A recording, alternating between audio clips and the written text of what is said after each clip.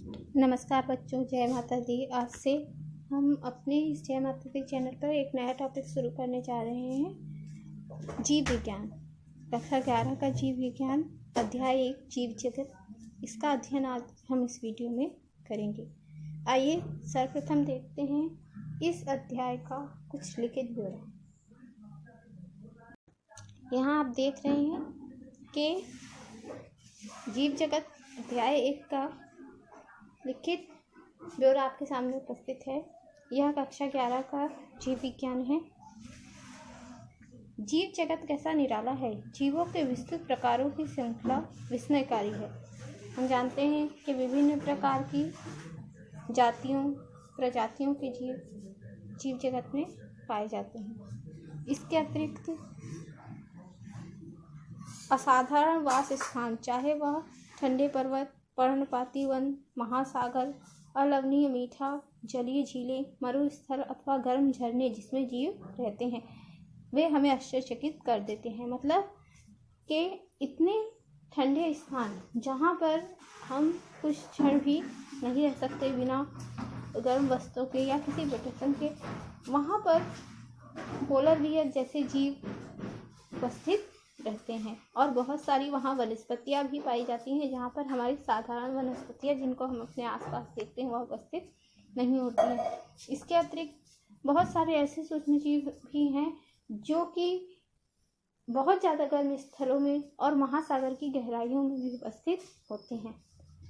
तो वह हमें आश्चर्यचकित कर देते हैं कि जहाँ ऑक्सीजन भी उपस्थित नहीं है, ऑक्सीजन की मात्रा बहुत ज़्यादा कम है, वहाँ पर भी जीवन पाया जाता है। सर पर दौड़ते घोड़े, प्रवासी पक्षी, घाटियों में खिलते फूल अथवा आक्रमणकारी सार्क की सुंदरता विस्मय तथा चमत्कार का आह्वान करती है। प्रवासी पक्षी आप जानते होंगे कि हजारों किलोमीटर दूर से समुद्र को पार करके पक्षी एक स्थान से दूसरे स्थान प्रजनन, भोजन आदि के लिए जाते हैं। और सार्क जैसी बड़ी मछलियाँ भी कितनी सुंदर दिखाई देती हैं तथा यह इतनी बड़ी मछलियों का भरण पोषण और उनकी गति हमको विस्मय में डाल देती है। मतलब उनका कोशिकीय संगठन ऐसा होता है कि वह जल के अंदर कितनी तीव्रता से गति करती हैं, अपना इतना भारी और बड़ा आकार होने के बावजूद। पारिस्थितिक विरोध तथा समष्टि के सदस्यों तथा समष्टि और समुदाय में सहयोग अथवा यहाँ तक कि कोशिका में आणविक गतिविधि से पता चलता है कि वास्तव में जीवन क्या है। इस प्रश्न में दो निर्विवाद प्रश्न है। पहला तकनीकी है जो जीव तथा निर्जीव क्या है। आज हम इसी प्रश्न पर अपने वीडियो में चर्चा करने वाले हैं कि जीव तथा निर्जीव क्या है।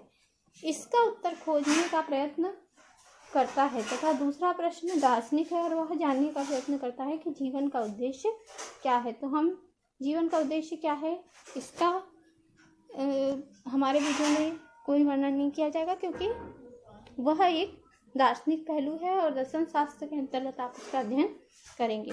वैज्ञानिक होने के नाते हम दूसरे प्रश्न का उत्तर देने का प्रयास नहीं करेंगे। हम इस विषय पर चिंतन करेंगे कि जीव क्या है। जीव क्या है। जब हम जीवन को परिभाषित करने का प्रयास करते हैं तब हम प्रायः जीवों को सुस्पष्ट लक्षणों को देखते हैं। सुस्पष्ट मतलब जीवों के अंदर कुछ विशेष लक्षण पाए जाते हैं जो हमको स्पष्ट रूप से दिखाई देते हैं। जैसे वृद्धि हो गई, जीवों का आकार बढ़ता है, जनन हो गया, अपने समान जीव उत्पन्न करते हैं, पर्यावरण के प्रति संवेदना का पता लगाना, उसके प्रति अनुकूलन की क्रिया करना, ये सब हमारे मस्तिष्क में तुरंत आते हैं। यह अद्भुत लक्षण जीवों के हैं। इसमें उपपचय, स्वयं की प्रतिलिपि बनाना, स्वयं को संगठित करना, प्रतिक्रिया करना तथा उद्गमन आदि को भी जोड़ सकते हैं। आओ हम इन सबको विस्तार से समझने का प्रयास करें। पृथ्वी पर पाई जाने वाली सभी वस्तुओं को, है ना, या सभी पदार्थों को जीव विज्ञान की दृष्टि से 3 भागों में बांटा गया। पहला है सजीव,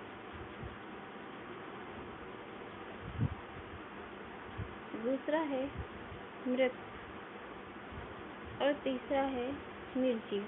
वैसे हम सामान्यतः 2 ही प्रकार जानते हैं, सजीव और निर्जीव, लेकिन यहाँ पर 3 प्रकारों में बटे हुए पदार्थ सजीव, मृत और निर्जीव। सजीव किसे कहते हैं? जिसके अंदर जीवन की क्रियाएं होती हैं। किसके अंदर क्या होता है? जीवन की क्रियाएं। और मृत किसे कहेंगे? जिसमें पूर्व में जीवन की क्रियाएं होती थी। पहले क्या होती थी इसमें? जीवन की क्रियाएं।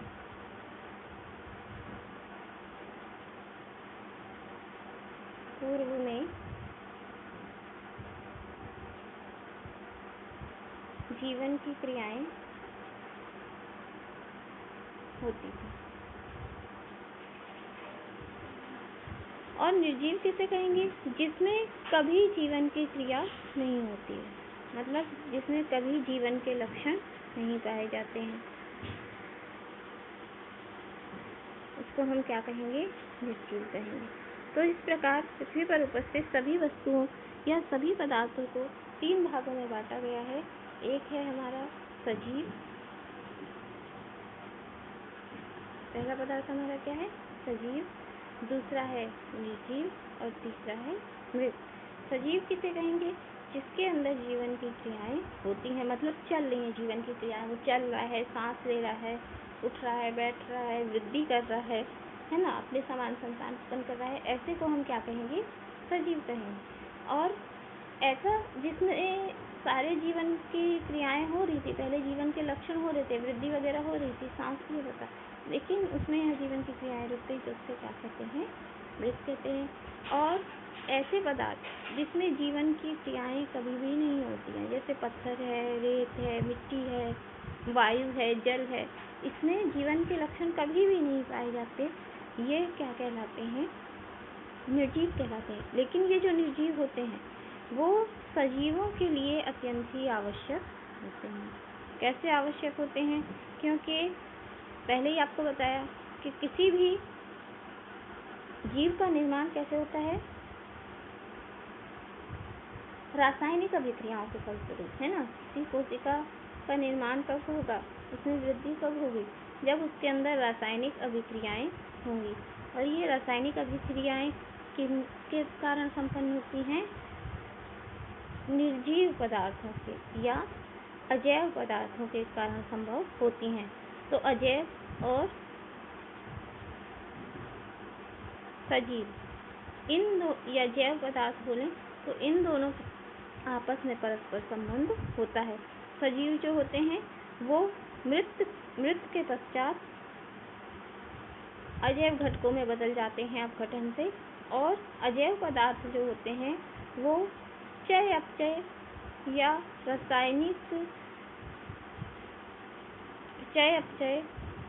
रासायनिक अभिक्रियाओं के फलस्वरूप पुनः सजीवों में बदल जाते हैं। चलिए आगे। अब हम देखेंगे कि सजीवों में और निर्जीवों में क्या अंतर होता है। ठीक है, आप चाहें तो मेरे साथ साथ अपनी कॉपी में ऐसे 3 खंड बना सकते हैं और वहाँ पर एक खंड में लिख लीजिए सजीव, दूसरे में लिख लीजिए निर्जीव,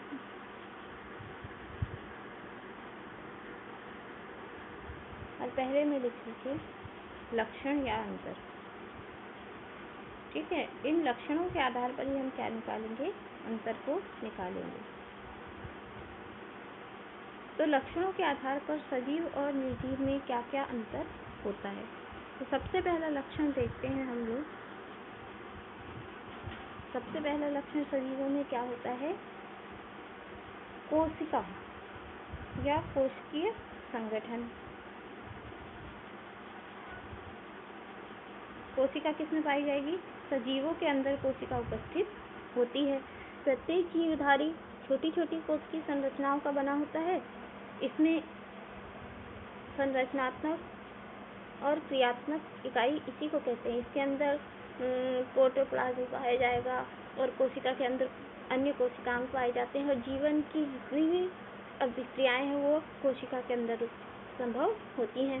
जबकि निर्जीव पदार्थों के अंदर किसी प्रकार का कोशिकीय संगठन नहीं पाया जाता है, मतलब वह कोशिका में परिवर्तित कोशिका के रूप में उपस्थित नहीं होते हैं। जबकि सजीव कौन से रूप में उपस्थित होते हैं? कोशिका के रूप में उपस्थित होते हैं। चाहे वह एक कोष की जीव हो चाहे बहुकोषीय जीव हो। उसी प्रकार दूसरा बिंदु है वृद्धि, है ना। सजीवों के अंदर वृद्धि होती है और हमको स्पष्ट रूप से दिखाई देती है। एक कोष की जीवों में भी वृद्धि होती है। आपने अमीबा का चित्र आपको याद होगा, 6वीं 7वीं कक्षा में किसी ने पढ़ा है कि अमीबा का जो प्रोटोप्लाज्म होता है उसमें वृद्धि होना प्रारंभ हो जाती है और उसके कारण अमीबा का आकार बढ़ता है और बाद में क्या कहते हैं, उस अमीबा जो एक कोष की होता है उसकी कोशिका 2 भागों में बढ़ जाती है। तो जब एक कोष की जीव के अंदर भी क्या कहते हैं, इस प्रकार का एक कोष की जीव के अंदर भी यह वृद्धि की क्रिया होती है और बहुकोष के जीवों के अंदर तो हमें स्पष्ट रूप से दिखाई देती है कि जो भी उनकी संतानें होती है बहुकोष की जीवों की, वो पहले कैसी होती हैं, छोटी होती हैं आकार में। जैसे मनुष्य की संतान है, जन्म लेते समय उसका आकार कैसा होता है, छोटा होता है, लेकिन धीरे धीरे वह वृद्धि करके क्या हो जाती है, बड़ी हो जाती है। तो बहुकोष के जीवों में वृद्धि की क्रिया स्पष्ट रूप से दिखाई देती है। किन सजीवों में वृद्धि की क्रिया स्पष्ट रूप से दिखाई देती है, जबकि निर्जीवों के अंदर वृद्धि की क्रिया नहीं होती है ना।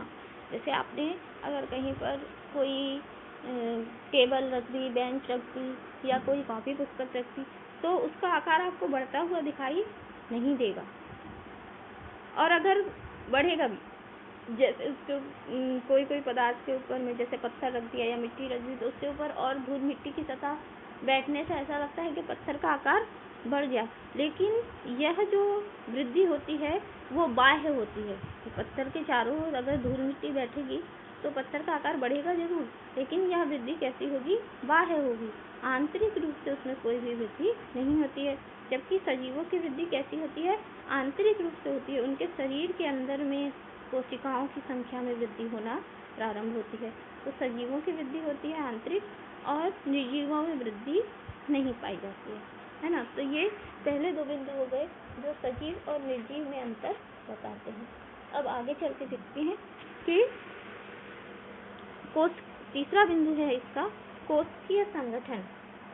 कोशिका का कोशिकीय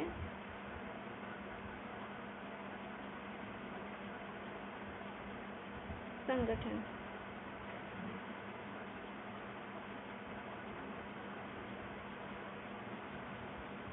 कोशिकीय संगठन, कुछ जीवों को छोड़कर सभी में कोशिकीय संगठन पाया जाता है। मतलब किनमें कोशिकीय संगठन नहीं पाया जाता है, एक कोशिकीय जीवों में। एक कोशिकीय जीवों को छोड़कर, एक कोशिकीय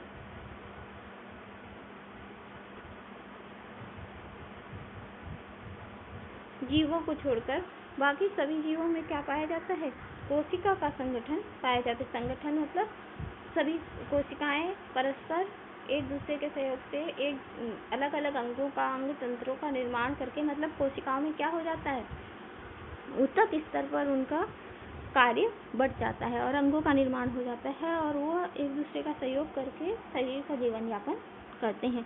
जबकि निर्जीवों के अंदर इस प्रकार का कोई भी संगठन नहीं पाया जाता है ना। मतलब जैसे कि आप देखोगे कि एक गिलास में अगर आप पानी रख दोगे तो पानी के अंदर उसके जितने भी अणु होंगे, अगर गिलास के अंदर पानी है तो उसके सभी अणु कैसे होंगे, एक ही समान होंगे, है ना। और आप उन अणुओं को सरलता से पृथक पृथक कर सकते हो। प्रत्येक अणु अपने आप में स्वतंत्र होता है, ठीक है। तो यहाँ पर एक कोश की और बहुकोशिकीय, सभी एक कोशिकीय को छोड़कर बहुकोशिकीय में कोशिका का संगठन पाया जाता है, जबकि निर्जीवों के अंदर कोशिका का संगठन उपस्थित नहीं होता है। इसके बाद अगला बिंदु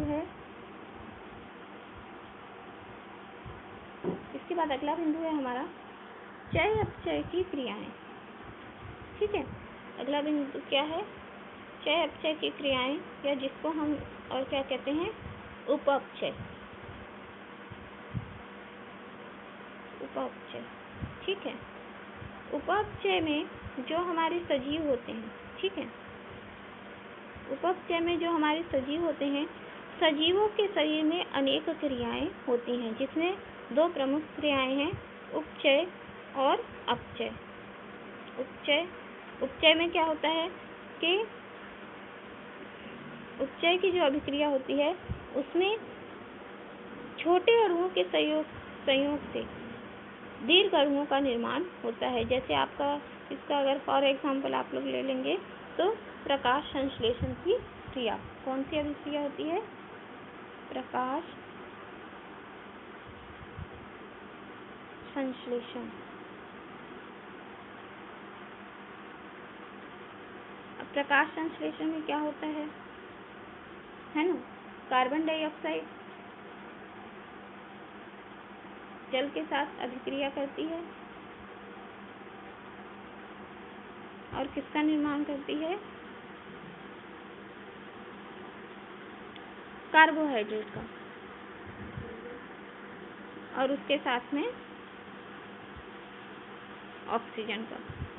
ठीक, तो जो हमारा उपचय है, उपचय निर्माणकारी क्रिया है। उपचय में सूक्ष्म अणुओं के आपस में मिलने से दीर्घ अणु का निर्माण होता है और इसमें कुछ हद तक ऊर्जा का अवशोषण भी होता है। जबकि अपचय विघटनकारी क्रिया है। उपापचय शब्द जो है दो शब्दों से मिलकर बना है, एक है उपचय और दूसरा है अपचय। अपचयन की अभिक्रिया, अपचय है ना। अपचय में क्या होगा आपका कि अपचय की अभिक्रिया के अंतर्गत यही कार्बोहाइड्रेट पाचन होकर जीवों के अंदर कार्बन डाइऑक्साइड और जल के रूप में टूटता है और यहाँ पर एटीपी के रूप में, है ना, जो हमारे शरीर में ऊर्जा का स्रोत क्या होता है? कार्बोहाइड्रेट के द्वारा निर्मित एटीपी के रूप में ऊर्जा मुक्त होती है। तो इस प्रकार से कैलोरी के रूप में ऊर्जा निर्मित होती है। तो इस प्रकार से उपचय और अपचय की क्रियाएं, लेकिन यह क्रियाएं किसमें पाई जाती हैं? सिर्फ सजीवों के अंदर ही पाई जाती हैं। निर्जीवों के अंदर किसी प्रकार की उपचय की अभिक्रिया नहीं होती है। इसके पश्चात आपको बता दिया था कि वृद्धि नहीं होती है, इसीलिए इनका आकार नहीं बढ़ता है। फिर अगला बिंदु है गति नहीं होती है निर्जीवों के अंदर, और सजीवों के अंदर क्या होता है? गति होती है, निर्जीवों के अंदर गति नहीं होती है। उसके बाद है उत्तेजनशीलता, यानी इसी को आप बोल सकते हैं संवेदना।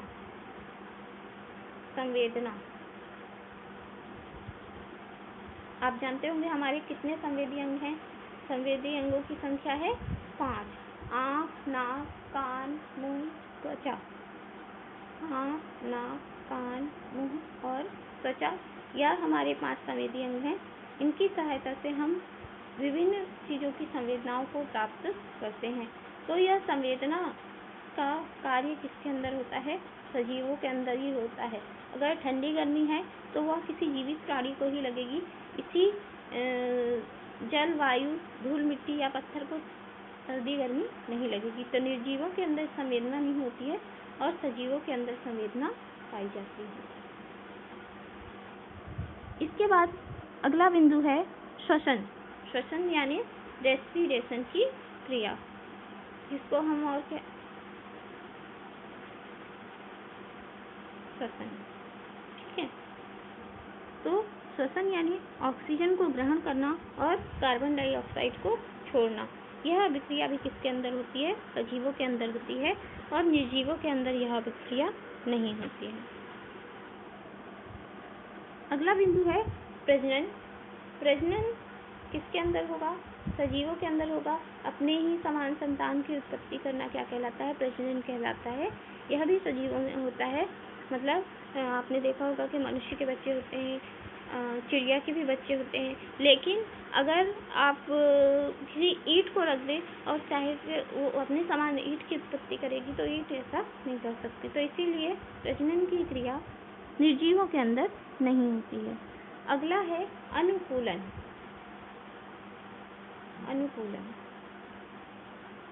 अपने आसपास के वातावरण से सामंजस्य बिठाना ही क्या कहलाता है?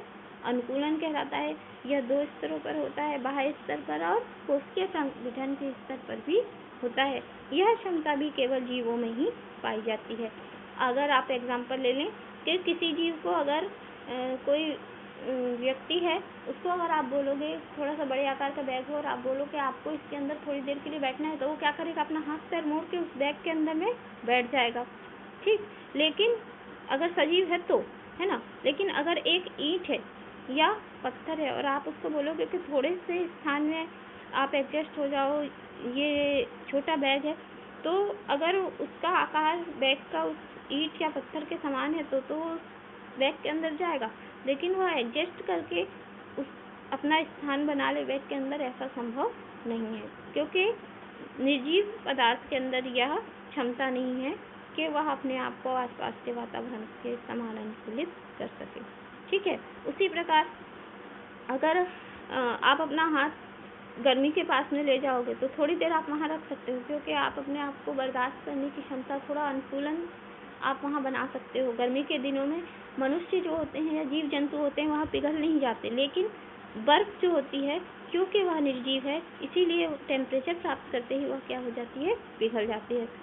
क्योंकि मनुष्य और जीव जंतु क्या करते हैं? अपने आप को टेम्परेचर के अनुकूलित कर लेते हैं, सहने की क्षमता बना सकते हैं अपने अंदर। लेकिन जो निर्जीव पदार्थ है या बर्फ है, वह अपने आप को सहने की क्षमता नहीं बना सकती।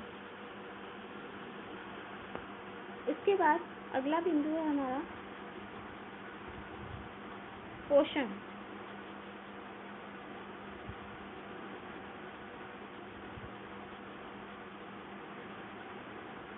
प्रत्येक जो जीवधारी होता है वो स्वांगीकरण की अभिक्रिया के द्वारा, जो हम लोग पाचन करते हैं और पाचन के बाद में जैवरस बनता है, वह स्वांगीकरण के पश्चात यानी आंतों में अवशोषित करने के पश्चात कोशिकाओं तक पहुंचता है और कोशिकाएं उसको प्राप्त प्रोटोप्लाज्म में बदलती हैं और प्रोटोप्लाज्म में बदलने के बाद कोशिकाओं के आकार में वृद्धि होती है।